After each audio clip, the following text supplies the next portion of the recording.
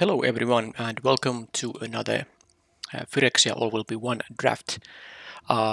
This time the rare is something I will be first picking here. Let's first discuss about the other cards. The Surgeon is, I guess, fine. It's the fact this is a sorcery speed activation means you can't defensively get flyers, which is a little bit of a drawback. For a 2-mana 2/1, you maybe, and especially because it's an uncommon, maybe it could also work on your opponent's turn. Slaughter Singer is probably it's the best uncommon for sure. It's 2 colors.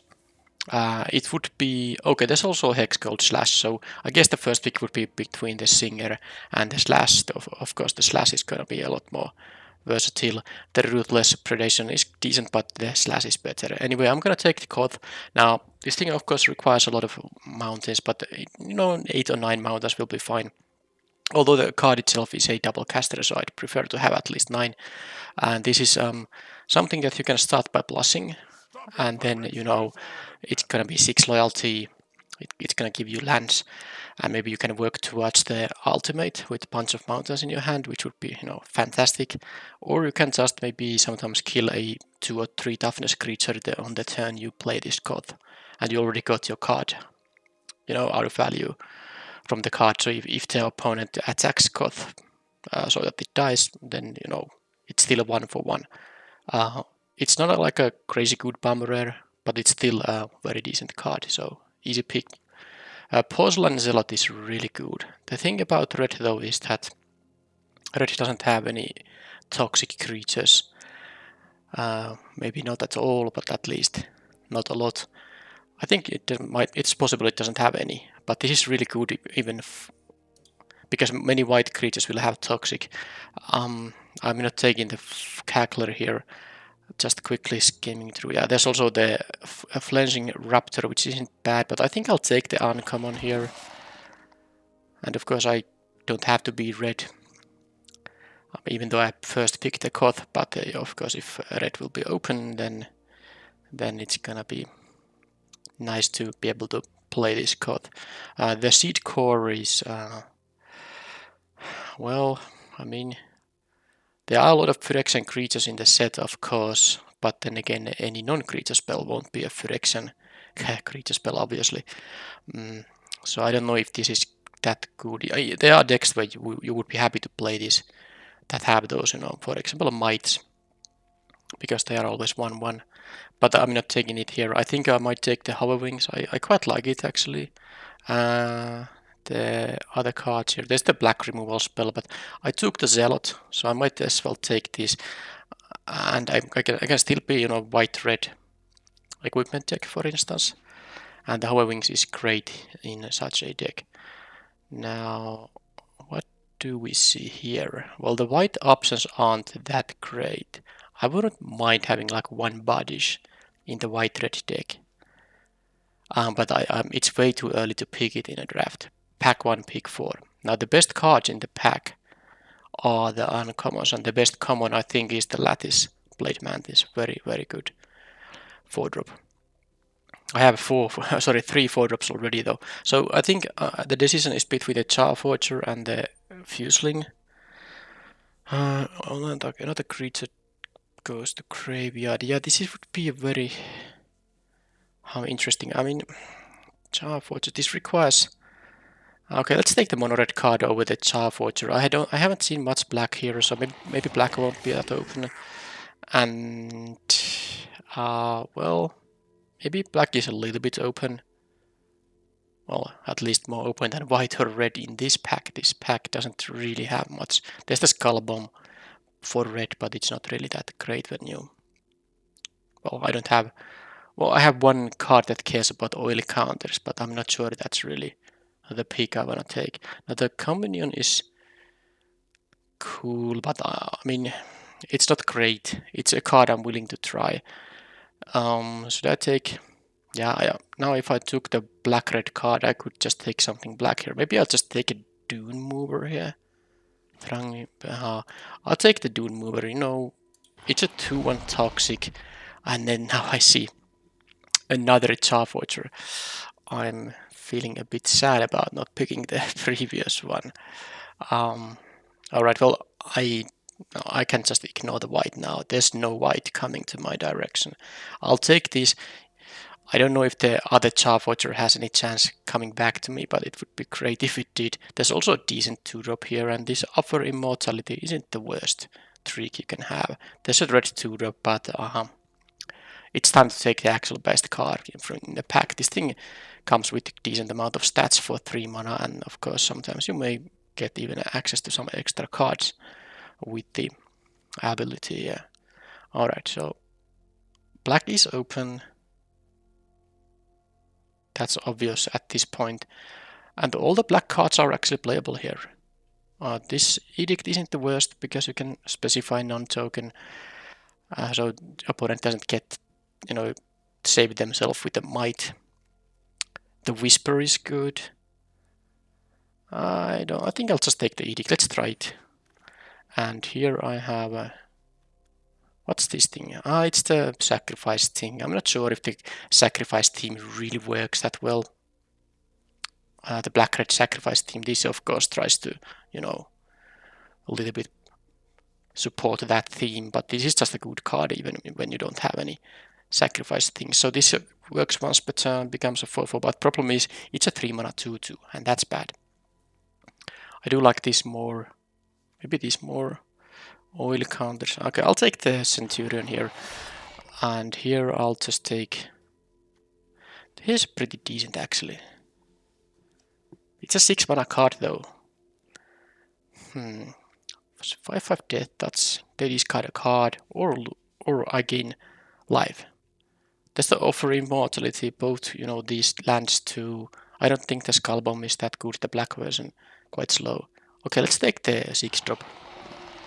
And here, Phyrexian Atlas, another Dune mover, but I don't think I care about the toxicness if I'm going to be black-red, which it seems like I'm going to be. Just a 2 mana 2/1. Might even just take these if I get something I want to splash. And here, draw 3, lose 3.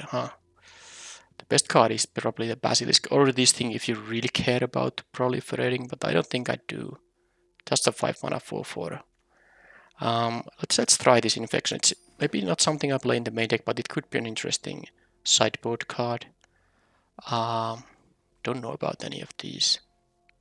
Guess I'll take this if I want to, splash for some kind of removal. I'll take the Centurion, but I'm not a fan of playing that.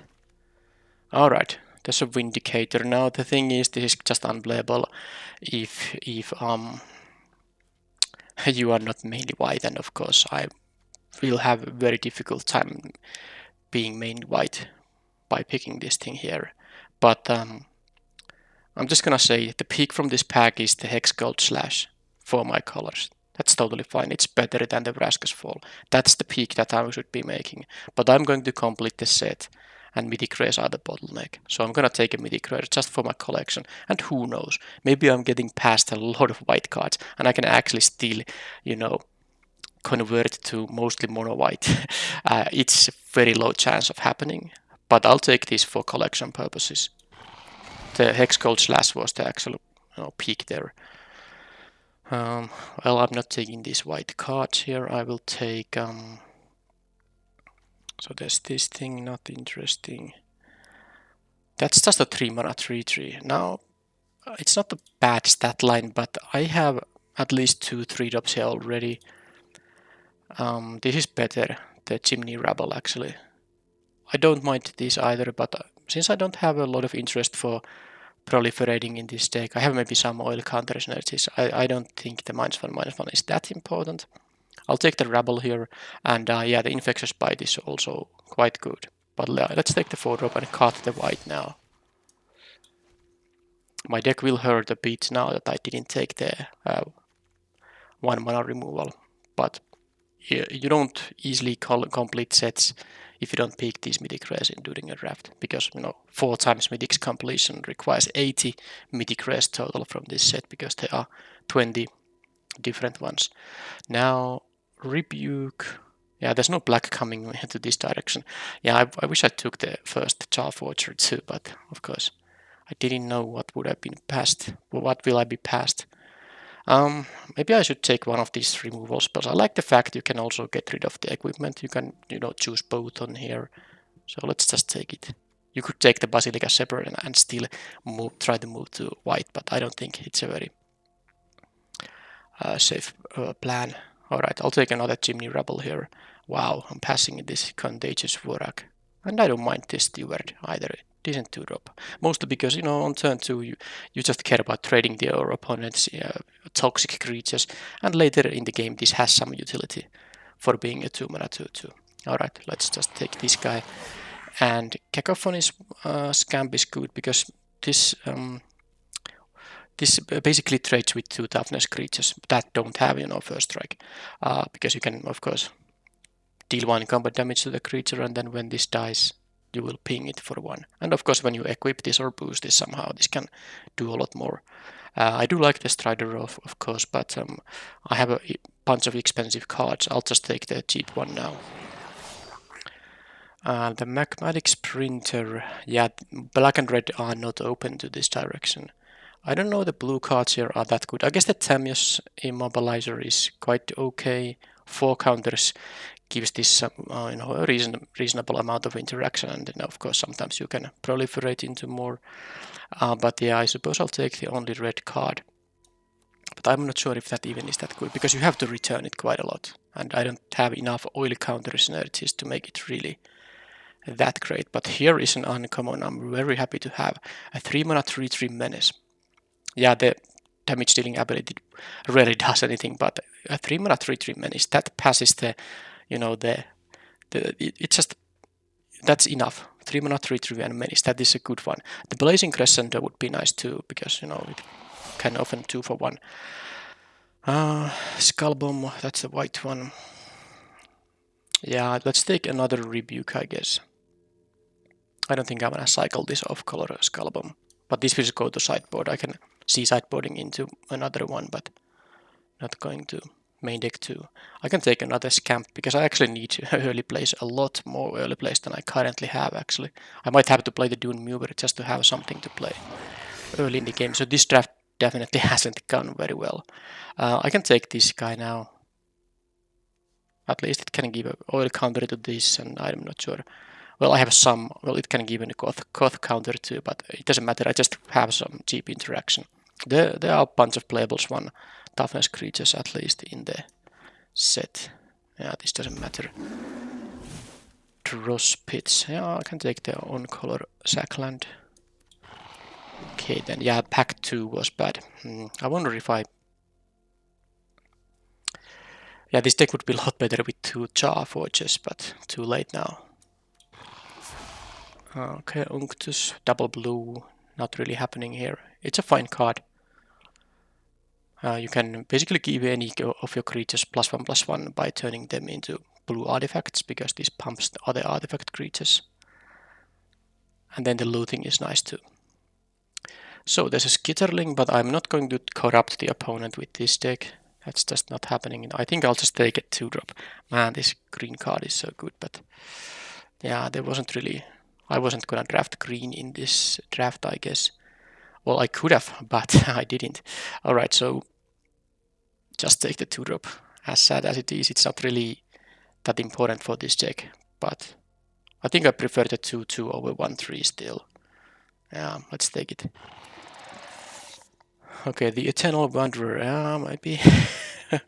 I mean, this is not a mythic rare, so I'm not gonna take a rare. It's easy to complete the regular rares. That's very easy. Mythic rares are very hard because there are so much, rarer, even though there are much fewer of them in the set. Okay, well, double white isn't splashable. This is of course just a straight A card. This is amazing. This is just a sick bomb. This would be better if it was mythic in terms of limited, but oh well. Here I should now take I mean, not taking the expanse. I'll take a 2-drop. This is fine. This Batter Fist here. Okay, I have mana fixing here. I wouldn't take this, because of it's a rare, but it's very nice on-color land here. I don't even have a Terramorphic Expanse here, but there's also Anoint with Affliction, so it's very hard to not pick this. I'm gonna take it. but I would take the black cleaves over Ripskiff or the other stuff I have here. But yeah, this is too efficient removal, so let's do it. I won't be corrupting the opponent that easily. I guess there's like a chance in theory to corrupt, but it's fine if this never hits anything else than up to 3 mana creatures. That's blue-black. Nice card, but now you could first pick this in a draft and have a lot of proliferate around this. This is of course very good when you can consistently proliferate. Free from flesh, Hazardous Blast. I guess I'll take the pump spell. I would rather have the 2 mana version that can net me a card. Alright, so another Cruel Grimnock. There's also the Testament Bearer, but I have enough 4-drops. I'm not sure if I'm gonna play the Fiji Infection in this deck. Probably not. But I could also take the 2-drop. I think I need the 2-drop over the expensive drop. Yeah. Well, now the only option is really the Testament Bearer. I don't think it's that bad. I mean, I can just cut the Feed the Infection here and play it. This will always kind of 2 for 1. Of course, this will trade with something quite insignificant often, but still, you get the card out of it, and with some selection too. This is totally not limited card. There's a Toxic Disguise, there's Whispers of the Dross. Do I want to have the 3-drop? I have a bunch of 3s, although I'm not playing the Centurion probably. Okay, let's take this. I don't like the Windrake in this deck. Another Testament Bearer. I don't want to play too many of them. I'll take the Dross Pits here. And Skitterling. Yeah, this is not gonna work well if you don't have the ability to corrupt your opponent, so how good is the Scamp here? I have a bunch of non-creatures, but this is just a very low impact card. Let's take the uncommon, even though I have no plan to really play it. This is now 23 non-lands, but I also have something I wanna cut, like the Centurion, so I guess I'll take the Rat here. Also a 2-drop might still be quite decent. Okay, there's the Ripskiff. Draws me a card, another Dross Pits. Let's take the card draw here, maybe. I have ways to crew it. Yeah, let's take this one. I got the Grimnock. Huh. Maybe I'll play 2 of them, or maybe I will play 1 in the main and 1 in the sideboard. We will see. There's some cuts to be made here. Okay, 26. Well, I do like the Free from Flesh. It works quite nicely with the Fuseling and quite nicely with the Scamps. Because, you know, when this thing dies, it will, if it's a 3/3, it's gonna deal a lot more damage to any target. Yeah. Also, a little nice synergy piece is that I can equip a Scamp with a Batter Fist. It will die, but when it dies, it will already have 2 power, and this will deal 2 damage with the Death Trigger. But yeah, do I need the Dune Mover here? I don't think I need, because I have some early games now here, but the Scamps trade with 2 toughness creatures. Then I have 4 more 2-drops here, so I can cut the Dune Mover, which is the weakest card, and the Centurion. I'm not a fan of the the base mode of being a 3 mana 2/2. This I'm not even sure if this format has that many beneficial sacrifices. You can sacrifice artifacts too, but this is not a Power Stone format like it was in the Brothers' War, well, where you easily had some extra artifacts lying around. But this is really, it's a really big ask to sacrifice something, but I guess it could be playable in some occasions. But I'm not needing it here. I think I like the other cards I have here a lot more. Double Grimnock. Well, Goth gets me a land, so I guess that is. Goth in terms of the 5 and the 6 drops, Koth counts as an additional mana source because I can, as long as this resolves, I can fetch another land. So I will get automatically to 5 land, 5 mana, and I'm one step closer to 6 mana too. So if I play like 17 lands, I still have sort of 18 sources for these 5 and 6 drops. Also, Testament Bearer can get me a land if I really need it. Because I'm mostly thinking that is this too much expensive stuff, but I don't think it is. I want to have these a little bit of bigger hitters in the deck, and I'd rather have double Grimnark than double Rebuke. I will be sideboarding into more second of these if an opponent has like big hitters as well, but it's a little bit too expensive to play as 2 copies in the main deck. Also, another reason to sideboard in the second copy is when I'm facing a deck that has a lot of this 4 mirrored-in equipment. Now, I think the card is going to be the Sprinter here. I'm not really that aggressive that a 3-2 haste. And normally a 3 mana 3-2 haste is like, okay, it's not amazing. And this is, you have to return this at least on your next turn. So that's not, I mean, it's not even a card you can just once play and then be done with it. This of course can sometimes be a beneficial thing because you can put oil counters on something else you care about having oil counters. But this deck doesn't have, like, the only thing is like the Fuseling, and well, there's a Chart Forger too, but that's not enough. I think a red-green deck is a better home for this card because green has a lot of oil counter stuff too. I guess also blue has some good cards that care about oil counters, but this deck definitely can cut the Sprinter here. I have already enough 3 drops too. I have a pretty heavy 4 drop slot here, but I like these cards. Maybe the Ripskiff is a little bit, but the thing why I like the Ripskiff is that I can crew it with this guy, this guy, this guy. This basically crews it because this comes with a 1/1 token, so I can crew with the token and the 2/3. And of course this can crew it, these, the 3/3 part can crew it by itself. The Batterfists can crew it. And when these tokens die, I can move this to something like a Blightbelly Rat, and then it can crew it. So the Ripskiff crewing shouldn't be a big problem here. That's why I'm playing it. It's, a cantrip creatures in a way. Well, it's a vehicle, not a creature, but it's still cantrip, so that's not, it's always a little bit of a powerful thing. Alright, I think this is the main deck, and then things I can sideboard are probably, Duress in some cases, feed the infection against some very slow stuff, Molten Rebuke.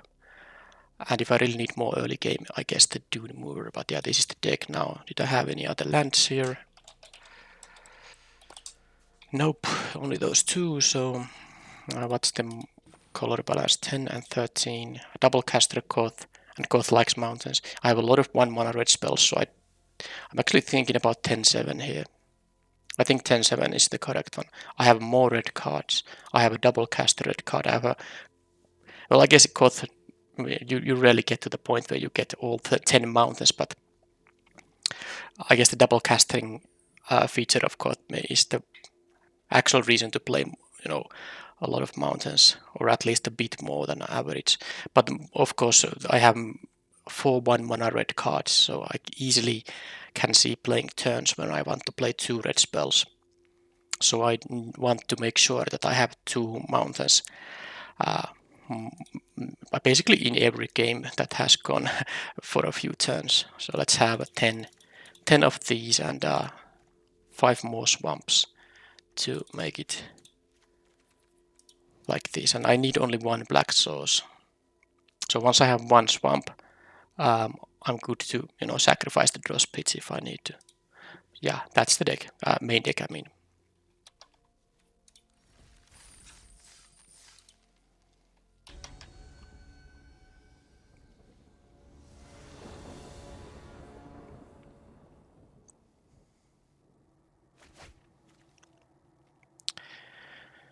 Okay, well, I do have the Scamp and the Batterfist. I guess that's enough to find time to get a swamp. Opponent mulligans. I'm gonna keep this thing.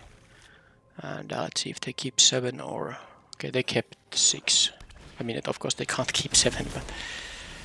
Whether they are gonna mulligan more, they did not. Okay, so of course I drew the 6 drop, one of my 6 drops now. But if I do draw 1 swamp in...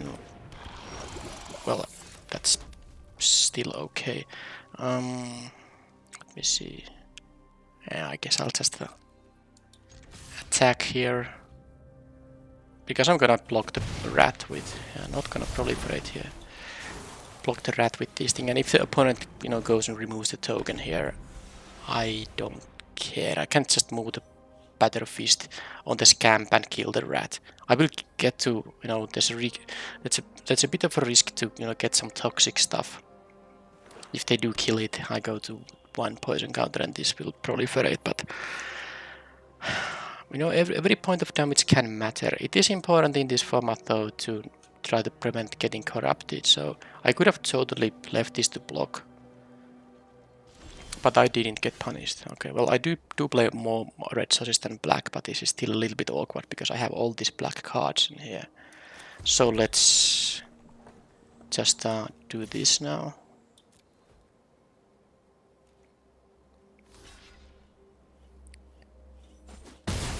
And that's fine.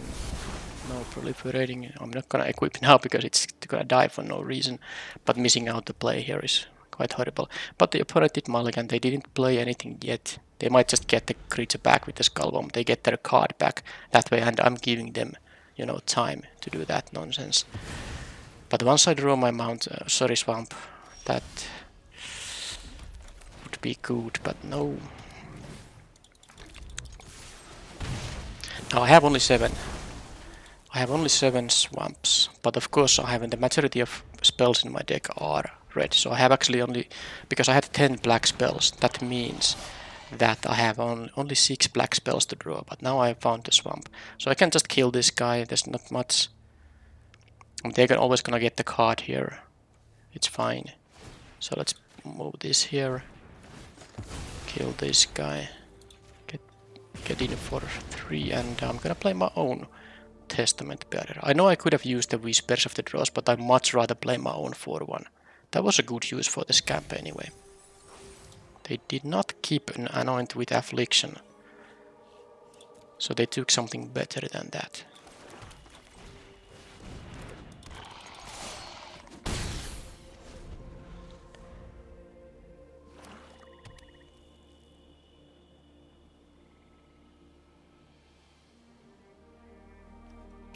Five death touch, they discard a card.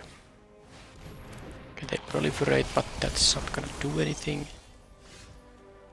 So I should, yeah, when this enters or another creature or artifact is put into graveyard, sure. Let's do this, and this says when another creature or artifact. Yeah, I should play this one too now. I'm not going to use the Whispers right now. I'm gonna use it on a later turn, perhaps. Oh, they're gonna trade here. Please don't have the Wandering Emperor, which is gonna rat my board, because that's what I'm actually very scared about. Getting all these triggers is amazing if they don't have a rat effect now. I will find a land, so I'm gonna take the Hive Master here. Do I wanna move this on someone?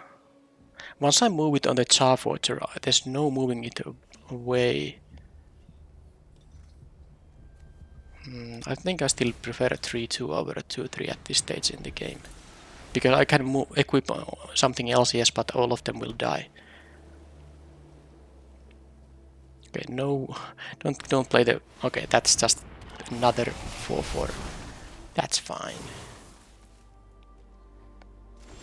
So what I can do now is... Well, I guess I could just play the Grimdark. Yeah, if this was a swamp, I would have another play here available. You know, attacking with this 3-1 and then using the Whispers to finish off this guy. but I have only one black spell available. I think what I am going to do though is I'm going to attack with the 1/1. I'm willing to sacrifice it to get an oil counter on my guys. And they are willing to not block, but now I have my Death Toucher here. And they will discard a card. They still have the rat in their hand.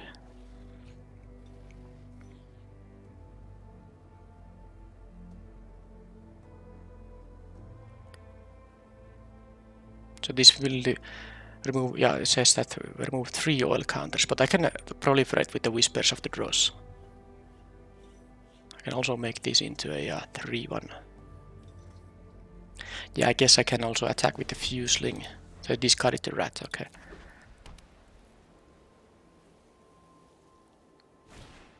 Oh, Kaya. Well, I have a big board in here. They can make this thing into a treasure, sure. So I need to just... No, this is not the... Fraska makes a treasure. They exiled my thing and then they get a 1/1.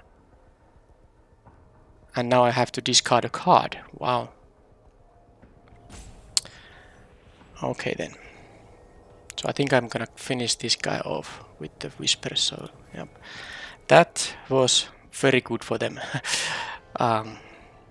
Yeah, well, of course Kaya is insane. I will be able to kill it. Interesting, I will have another of those.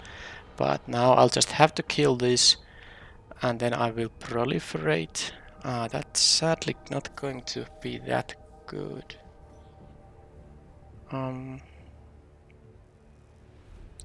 Guess I'll just... Because I do need to get rid of Kaya. I don't want them to get any other... I guess the +2 wouldn't be bad, except that it's bad in the sense that this goes up to 5 loyalty, but the fact that they can exile another card, they get another 1/1. Yeah, I can make this Charforger into a 4...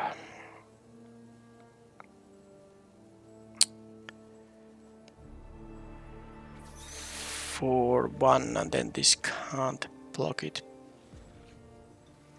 Okay, let's do it like this.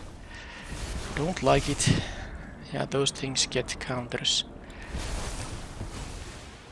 And then if I make this into 4/1, then... Okay, the problem is they can always kill one of my guys. They can always kill one of my guys. If I only make this into 4/1, they will just block with the Scrap Trap. This will proliferate. Yeah, that doesn't work. But I might want to still save the Charforger because it will get me access to cards. So I'm gonna do this, and then I have to, of course, also I guess just sacrifice them. They will eat one of these for free. There's just no way. I guess this way I can do it like this, yeah. So if they want to kill this, at least they kind of prevent, you know, damage from the Kaya that is irrelevant, and this way they will still get 3 damage. So I'll do this, but yeah, they can. Yeah, they get the fact they get this thing for free. Oh, okay, now I really messed up. And why did I realize only now? What I should have done pre-combat is just kill this by equipping. Make this guy into a 4/1, then attack Kaya with my 2 4/1s. That would have been so much better. I'm not gonna use this ability now. I might, you know, get a black card which I can't cast. Hopefully this doesn't die now. Oh man, that would have been so much better. Because this would have gotten an oil counter. Attacking Kaya with 2 4/1s would have been great. And now look at this. I guess I can get an instant here, so I might as well do this. But this is just I guess I don't care about the Centurion that much. Because I have only this turn time to cast it, I cannot wait until the end of my next turn. That some of those abilities do. But I really messed up there big time. I guess what I can do is at least get rid of that guy before they get something else. So sacrifice a non-token creature. And then I can still get the 1 card out of their hand. But yeah, I could have been in a lot better shape. But hey, I learned. I will try to remember that interaction later on. That's gonna... Okay, that they had to kill that thing. And now they're going to discard the final card in their hand, which is probably a land. Yep. They do have a card draw in the Basilica. I didn't want to equip this yet because I might want to have to 5 toughness. So let's see. Of course they are dying now if they don't get anything. And hopefully it's not a removal spell. Okay, that's a... Okay, now I force them to jump block because I can make this into 6-4, which they have to jump block, and then they go down to 5. Alright, so despite me making a mistake and despite them having a Kaya, I actually won the game. Okay. I will remember that the Battle Feast can kill my 1/1s, which is relevant if I have Fuseling or this guy on the battlefield. Okay, so maybe Duress because I saw, well, Kaya. There also one is into memory, Annihilating Glare. Yeah, that's enough reasons to bring in a Duress. I think I still play 7 Swamp Black Sources. Once I have one, I'm good to go with that. Kaya has hexproof, so the rebuke doesn't help there. Rebuke does help against the scrap traps.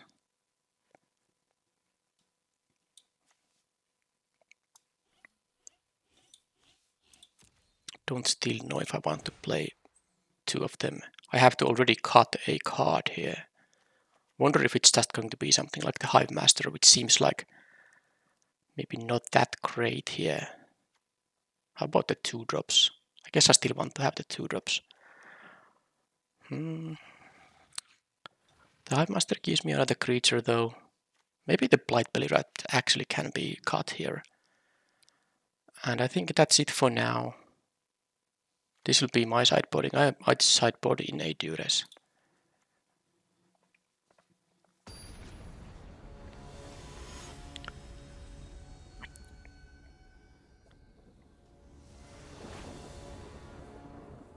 Okay, both colors and my own Planeswalker here.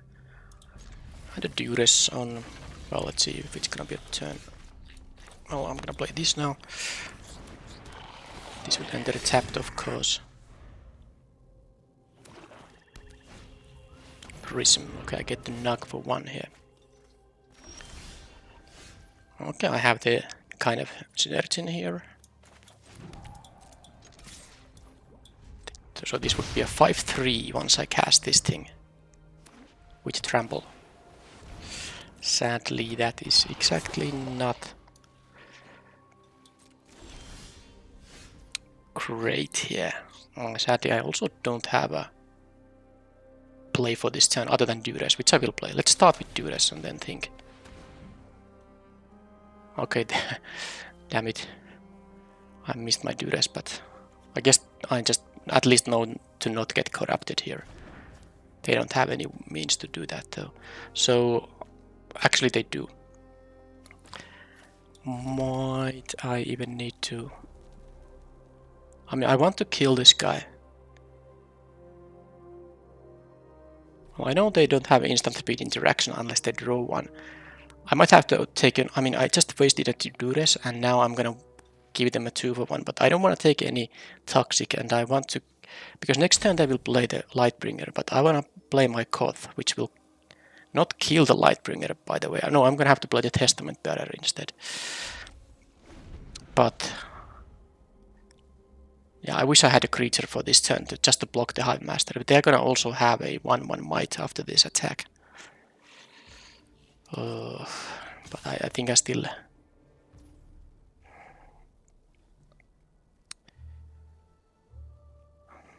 Yeah, it's just... I mean, this just is gonna happen now. Don't like this at all. Don't like it at all. I really wanted this to be only a 2-power creature.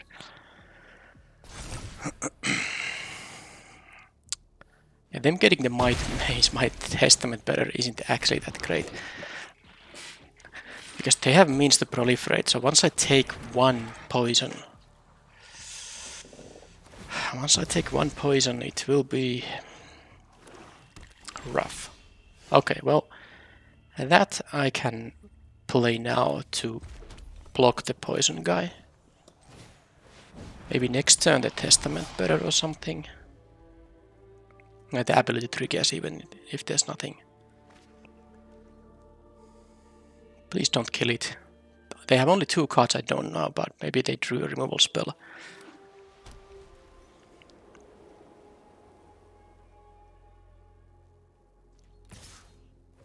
I'll take the 3 from that guy. I will block that with the Cruel Grimnark. They might also play the 4/4 at some point. Okay, they have a... Okay, my court is actually starting to not be so great. This will be left at 1 loyalty when I have used the -3. This will be... If they equip, it will have 4 toughness still, so I can block with the Testament bearer still. Okay, I'm gonna play the Testament bearer here now, not yet the Koth. They were able to curve out now with the cards they drew. So let's see if I can...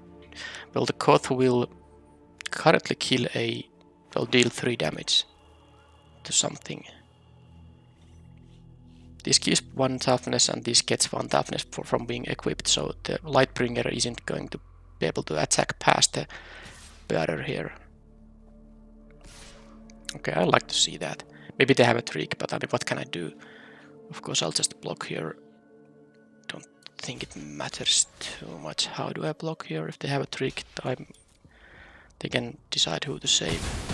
I get the card from here. Okay, well...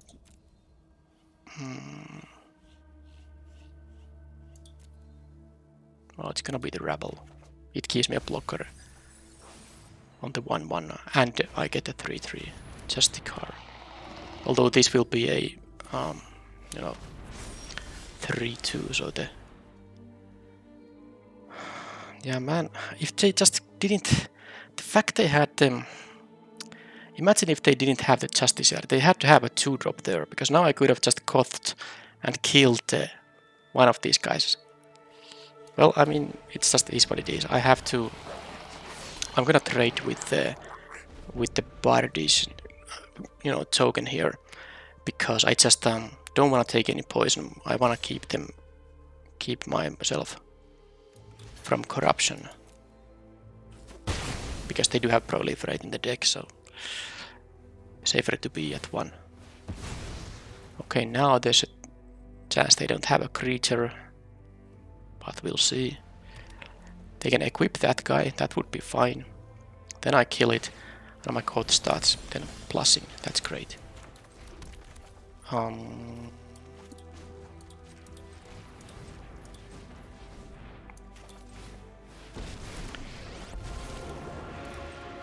This war is over, we will finally rest.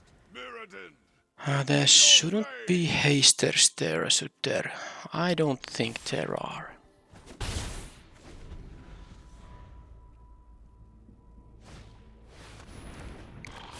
They got their proliferating. And I have my Grimdark now, they have to discard a card. They might have a Kaya though, so I should keep a mountain in my hand so that I can discard it in case they do the same trick and exile this and get a 1/1. That makes me discard a card. Retake this land from Phyrexia.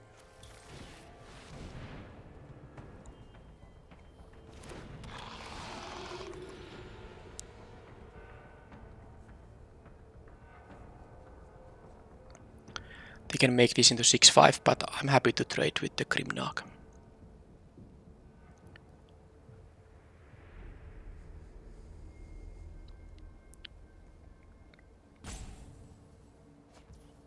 Okay, they got rid of this thing because it doesn't get, you know, deal with anything else than 3 mana or cheaper cards.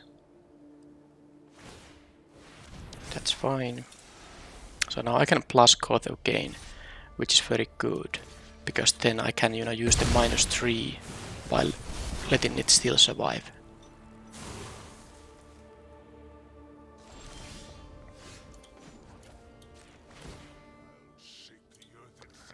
What spells do I wanna play? I guess I'll play this and the haste, or I can play one of the mountains. Although you might want to save some mountains for the ultimate because I'm on my way to the ultimate, but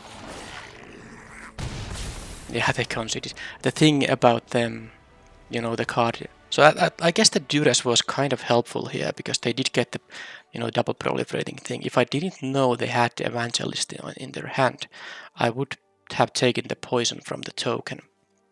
Now I was able to basically negate this effect, and well, opponent didn't really want to play it as a 4/4 vigilance guy.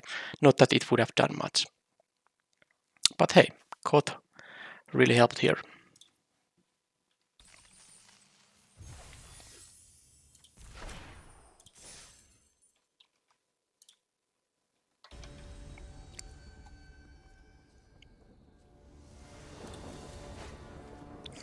One lander. Mulligan. Alright. It's not the worst hand if it can hit some land drops. Of course I will get rid of the 6-drop here, but I have a 1-drop and a 2-drop I can at least cast. And one any land gives me the 3-drop, and of course I have a 10-7 favoring mountains, so getting the Koth on turn 4. Well, maybe not on turn 4, but the Koth, once I have 4 lands, I'm quite likely to have at least 2 mountains. Getting a 2-mana play here is not bad. Of course I would just prefer to draw a land, but this is, if I don't draw land, I at least want to have a playable thing. Okay, let's deal some damage while not doing anything else now, but I can still exile their 3-drop because this can deal with 3-drops. Oh, they missed it. Okay, the difference between us is that both are stuck at 2 lands, but they had no plays. I had 2 plays now here. Also have basically 2 other plays. Yeah, this is gonna be bad for them. They discarded the Tyver's stand here. And I redraw my 3rd land, so I mean the opponent is gonna concede very soon. I mean, if they don't hit the land drop, they're facing 7 damage. They can't win if they don't have a land now. Yep. They shouldn't even show me any cards now. So resistance. They even showed me a trick. They shouldn't show these tricks unless they are planning to sideboard them out. So I'm gonna show them this guy. It doesn't really matter. I mean, it's not a card that they're gonna particularly sideboard around. Atlas. That's not going to help them. So they have a Tyver stand and this resistance reunited. That's good to know. If I can remember that too. I'm not gonna show them any cards because I have a lethal attack.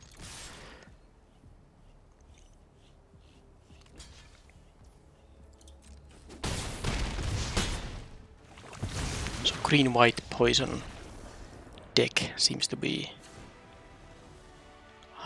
which means that is there something I should sideboard in?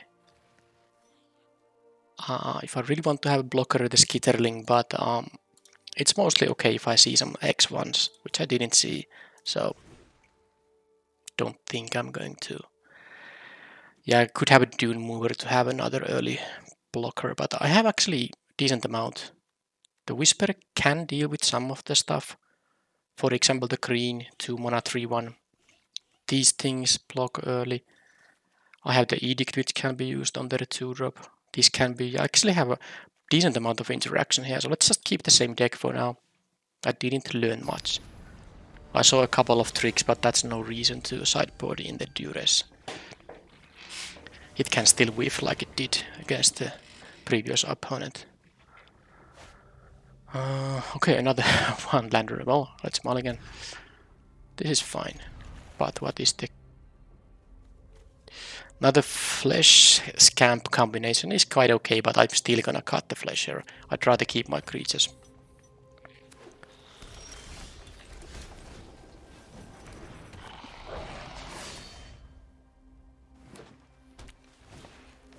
Okay, at least I have a blocker for that. Now, I think I'm going to be a little bit more cautious now. I'm gonna leave both of these to block. Not gonna deal 1 damage here, because I don't wanna take 2 poison by them, you know, having some removal here. They could have the white flyer that makes this fly now, but then they have it. Okay, why would they do that? Well, because, of course, because that is drawing them a card. So now I have a...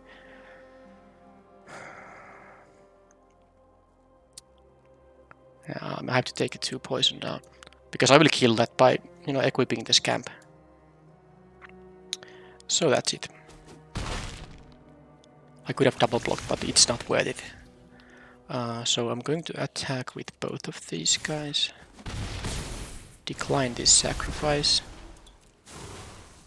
And move this around. Here. Deal 2 to this guy. Play a tapped land and another scamp. Well, I'm not corrupted yet, at least.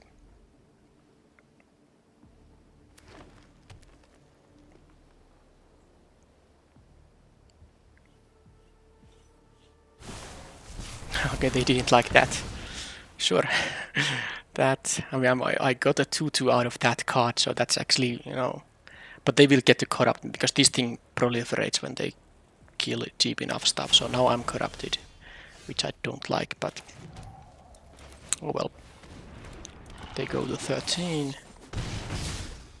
There's also a quite decent card with pump spells, because you can always sack this when it deals combat damage to players. Okay, I'll first focus on that turn. They played nothing. Flash stuff. The mites are not able to block. So I am... Although I might want to have this... Okay, I'm gonna want to have the edict up. So I'm gonna play this turn, but I'm not gonna equip because I don't have mana for that. So I'll just do this. But yeah, if I... Let's say I have the +3/+1 here. That deals 4 damage to the opponent. Then I can sacrifice it to deal another 4. Why the opponent isn't doing anything? What the 4 cards in their hand are?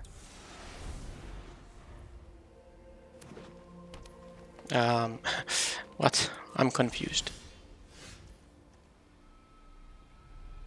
Put into graveyard. I'd rather keep the edict up, so let's just... I mean, I win just... Okay. Maybe they should have mulliganed, or they got... You know, or they kept all these and drew all lands. Or they have a splash of some kind. I don't know. That was a weird game. But yeah, the thing about this camp is that you can use, you know, for example, well, let's say you play red-green. It has Titanic growth, +4/+4. You attack with 1 scamp, opponent is at 10. They don't want to block. They think they're going to take 1. You play a Titanic growth on this, they take 5. Then this proliferating triggers. So it doesn't matter, but the fact is you get to sack it. And then you deal the remaining 5. So that's the kind of stuff you can do with the scamp and pump spells. It's not going to be that great in my deck because I don't have a lot of pump spells. I think the 1+2/+2 is the only one, but there are, for example, the red has +3/+1 too. So that's something to keep in mind if you play with the scamp in your own drafts.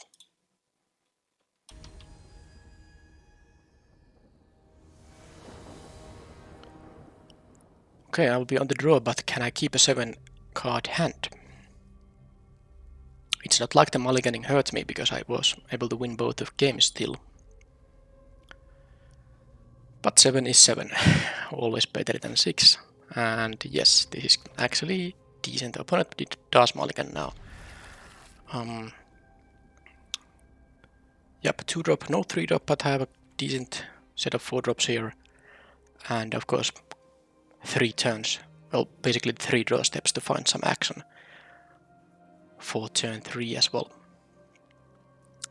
Do they keep mulliganing, or are they just figuring out what is this 1 card they won't be keeping when they... Yeah, they start with 6 cards now. And a 1-drop. No. Okay, I don't know what's that. Hey, I have that thing in my deck. I don't think I have drawn it yet. But I have two, actually all my creatures here can crew it, so that's actually a fine card to run in this deck. I do need my 4th land drop for sure. But there's at least the, you know, what I said, action for turn 3. This can still get rid of their 3-drop. Let's see if they have the -1/-1 removal spell. They did not. Anything for me to exile? Yes, no, yes.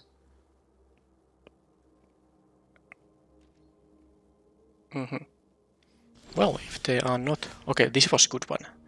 I can even play this without hurting my tempo because there's nothing for 3 mana to cast. So, I mean, if they just play a 4-drop there, that means I can't exile it. They are not corrupted. I can maybe corrupt them with the Ripskiff, but we'll see.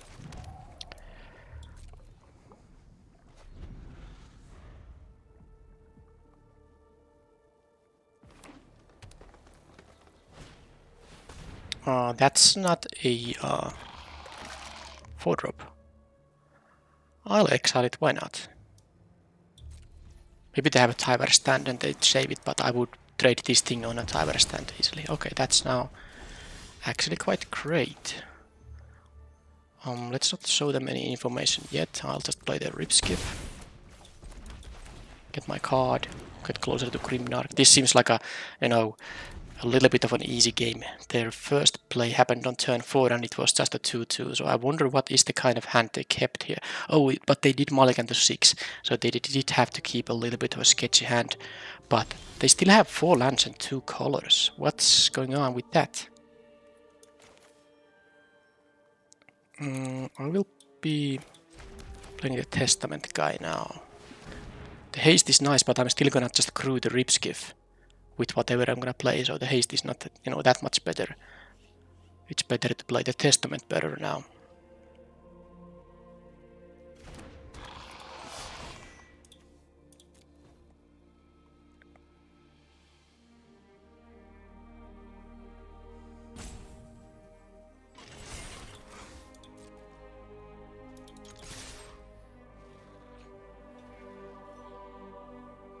So they don't have any green or black cards castable, or I mean creatures, or anything that's worth casting now. So maybe they're like splashing black and they are having like, you know, red cards in their hand. Maybe they have a double black card of some kind. I don't know, this is weird. Just a free win to me. Yeah, that's not gonna work. They just decided to lose by attacking with that thing. I don't have to show them anything. I'll just attack for the 7 here and that's it. Alright, that's a little bit too late. Too little too late. Do I want to play the Rebuke here? Well, I saw only 2 cards from them, so I don't know. Chimney Rabble can't trade with the 4/4 if I, you know, have both of these untapped. Blight Belly Rat. I still think they're gonna play some early Infectors, perhaps, if they are black-green. I wanna have some blocking there, but green can have some annoying things, like a lot of 4 toughness creatures. I feel like the Molten Rebuke could be played here. And I would be cutting something like maybe one of the rats. Maybe even the Whisper of the Dross. Both of these proliferate. This is, of course, a surprise proliferation, but maybe I will, because I didn't see anything that gets, you know, a green-black deck might not have a lot of 1 toughness creatures. They can have the 3/1 2-drop for green. They might have the 1/1 flyer with toxic from black.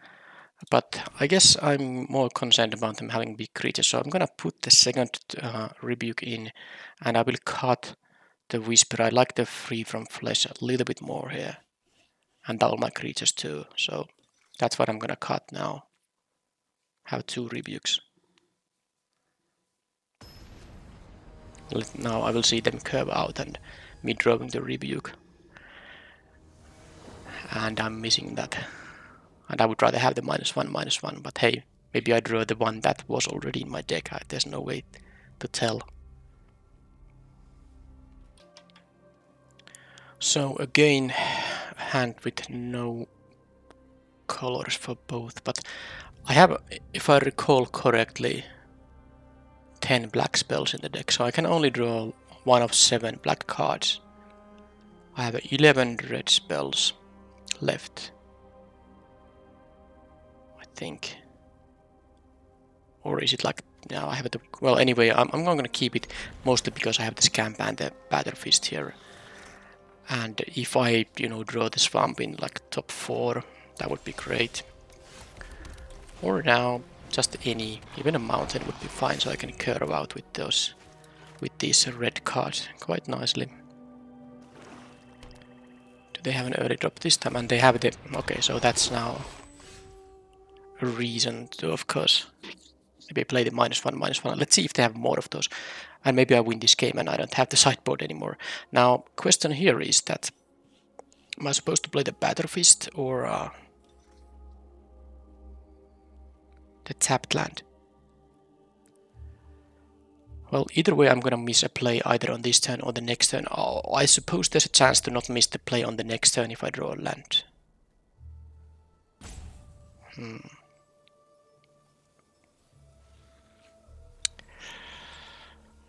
They could exile this. They could have their own Anoint with Affliction. When this exiles, this doesn't kill this. Any other removal, of course.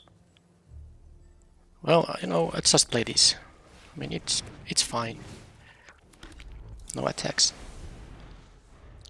At least I'm not taking too toxic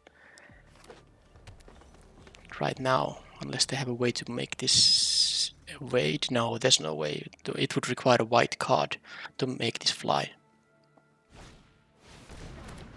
Sure. And do I get lucky and draw a...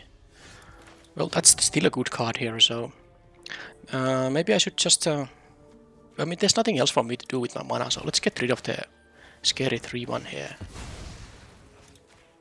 I should have attacked with that guy. I don't know why I didn't, but... oh well. It would have been 1 damage only, and they might still have blocked with the Basilisk, so... But yeah, I should have still attacked because there was no reason not to when I'm gonna get rid of it anyway.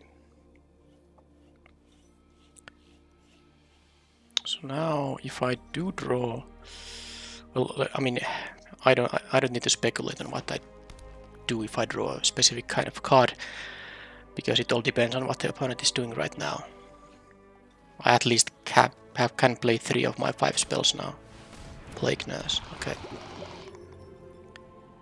So, well, that's the kind of card why I wanted to have the, come on. I wanted to have them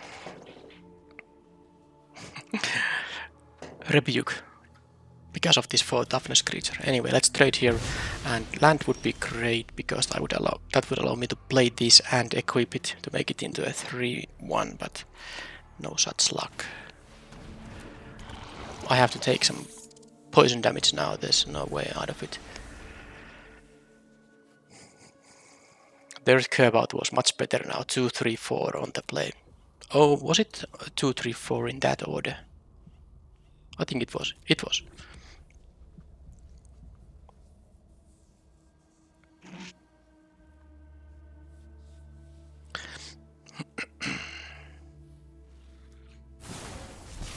Okay, oh, why would they proliferate first?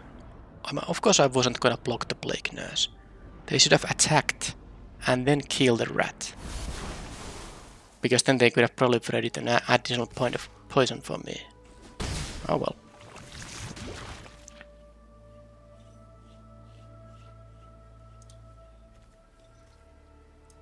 The 1 power Death Toucher is another reason to bring back the -1/-1 card.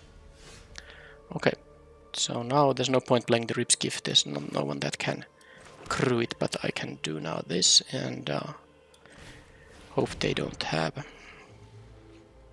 Okay, they have mana up for this ability, so I don't know if they're holding a castable spell or just this ability up when they have this priority. Of course, if they keep having more removal, these can just start poisoning me quite much.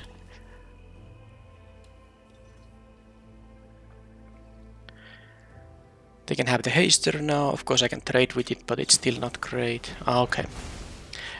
Interestingly, they could have waited for one more turn, because if X is, well, depends if they have a land or not. But if X is 5 or more, they get value out of it. But I guess that wasn't so bad.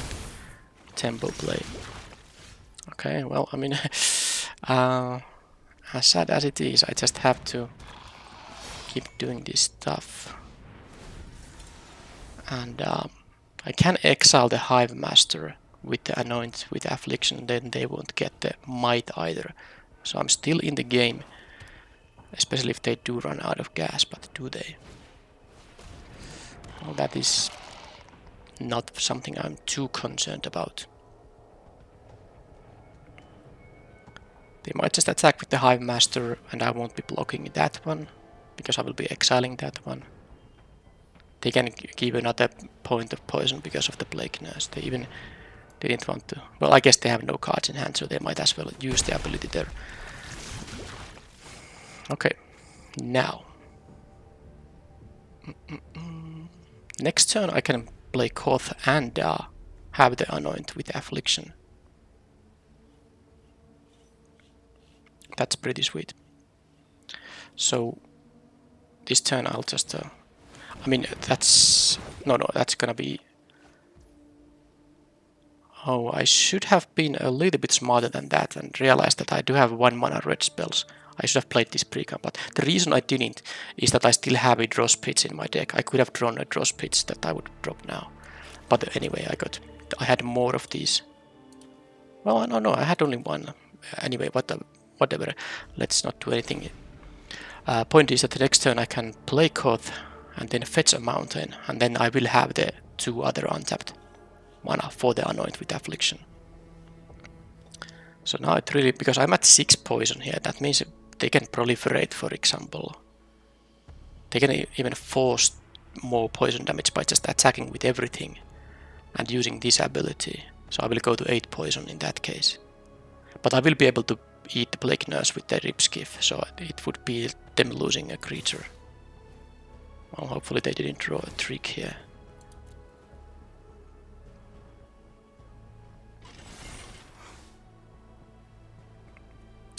They did top deck something. Let's see if it's something that helps save them, the Plague Nurse. I will also go to 5 life, by the way. But I can stabilize now with Koth.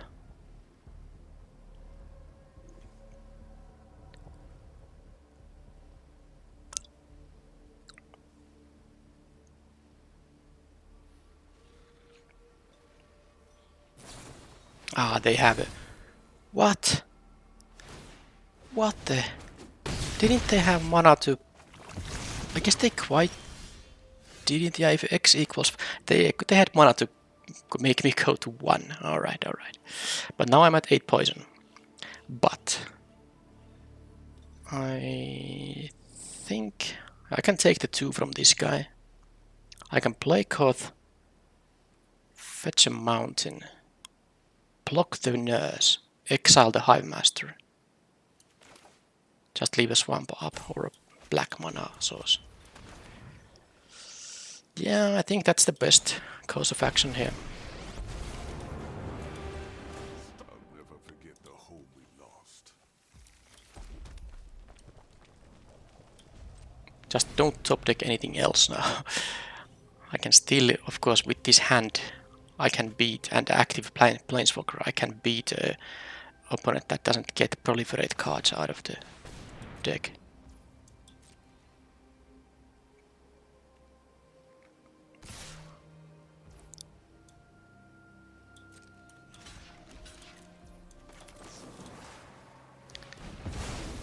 I go to 4, those trade, and they have no place. Alright, now this is much better. There's no point, killing this guy, because obviously it will just come back.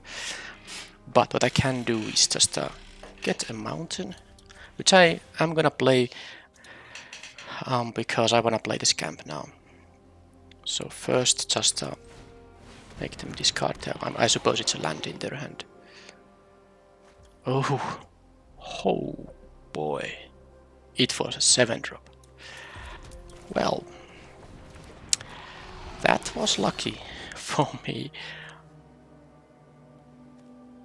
It was this 6-7 crazy guy. I mean, I still could have blocked it with the Grimnock, but it's much better that they had to discard it than not. Okay, so I can emblem on the next turn. Of course, I will fetch now a mountain, but I won't be playing it this time. And I guess they can just, you know, use this.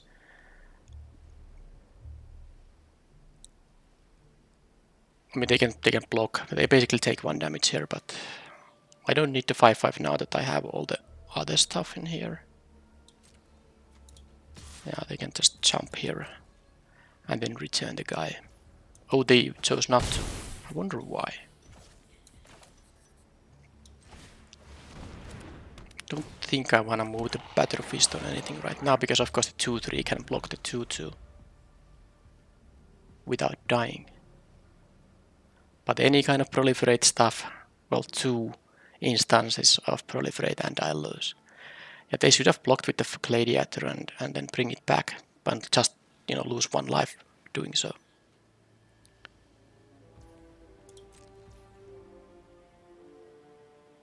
So do I win now if I...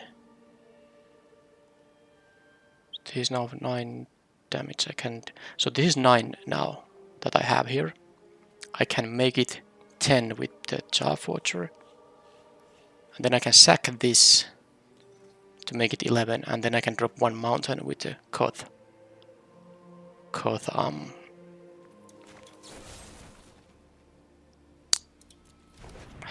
You know, with Koth ability. I'm just a little bit scared if they have any instant speed removal. It won't be lethal in that case.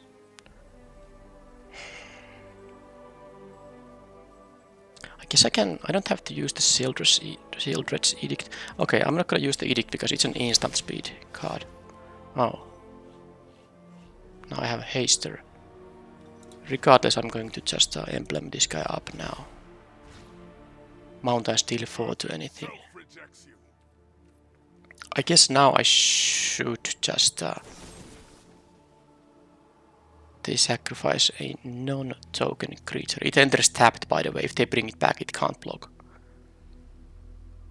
Okay, they sack a non-token creature. I'm gonna attack here. I will have a 1/1 to block with if I need to have a blocker on the Gladiator, because of course they can attack with this and you know, pump it for me to die. I'm assuming they survive this attack somehow, which they could, because they do have 2 cards in their hand.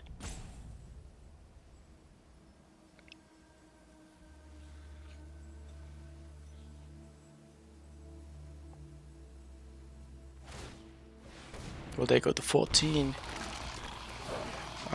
Might as well do this.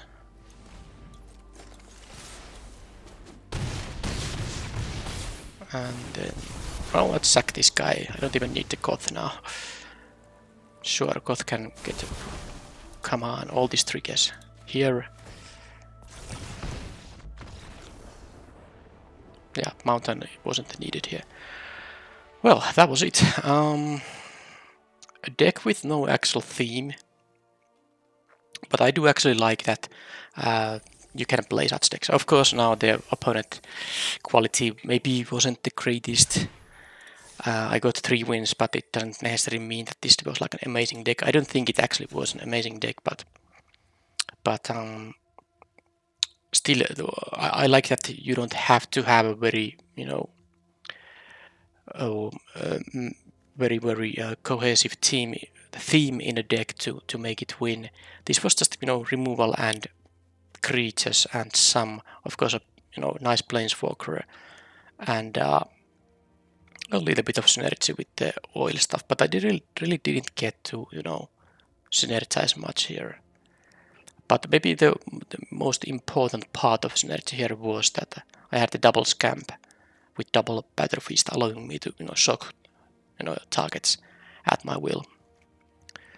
Other than that, I think the Grimnark is quite nice, and Chimney Rabble is quite a fine card. Getting to 2 blockers can be so relevant in this format that is so much about toxic.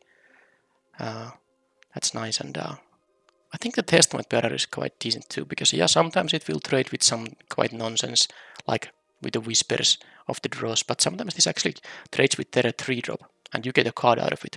That's nice. So yeah, not an exciting deck, but Koth proved very useful. It was the pack one, pick one in the draft, and I got to use it many times. And if I just picked the first Charforger, I would have had a slightly better deck, but hey, 3-0 is a good result. Nice progression. The first draft was 1-2, then I had a 2-1, and now a 3-0. I'm happy I did, I did skip the 0-3 part. That wasn't my first draft.